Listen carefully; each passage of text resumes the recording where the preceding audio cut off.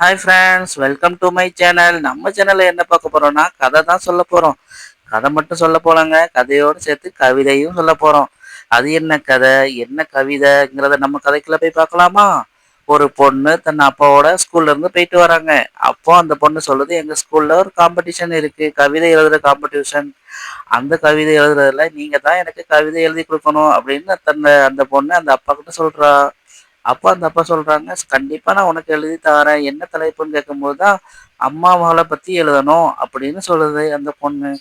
கண்டிப்பா உனக்கு எழுதி தரேன் அப்படின்னு சொல்லிட்டு 2 பேரும் அங்கிருந்து நடந்து வர்றாங்க.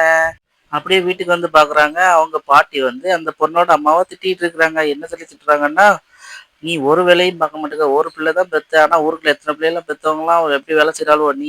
அப்ப அந்த குட்டி பொண்ணு, எங்க அம்மாவை ஏன் திட்டிக்கிட்டே இருக்கிறீங்க அப்படின்னு வந்து அந்த பாட்டிட்டு கேக்குது. அதுக்கு அந்த மாடி, பிள்ளை பெத்துக்கிறதுனா பொம்பளைங்களுக்கு மறுபிறப்பு தான். ஆனா உங்க அம்மா உன்னைய மட்டும் தானே பெற்றிருக்கா, உங்க கூட தம்பி தங்கச்சி யாருமே கிடையாது, யாருமே பெத்துக்கல.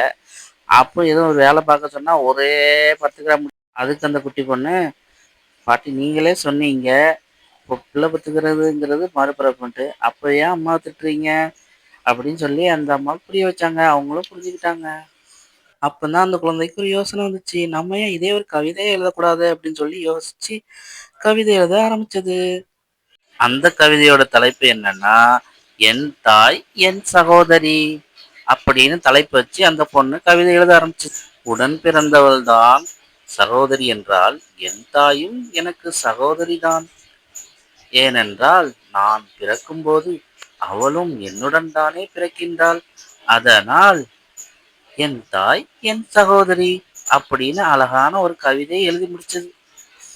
அப்புறம் அன்னைக்கு நைட்டு அவங்க அப்பா வந்து கவிதை எழுதி தரட்டுமான்னு கேட்கும்போது அந்த குழந்தை சொல்லிச்சு, நானே கவிதை எழுதிட்டேன்பா, கவிதை எழுதி ஃபர்ஸ்ட் ப்ரைஸும் வாங்கிட்டேன்பா.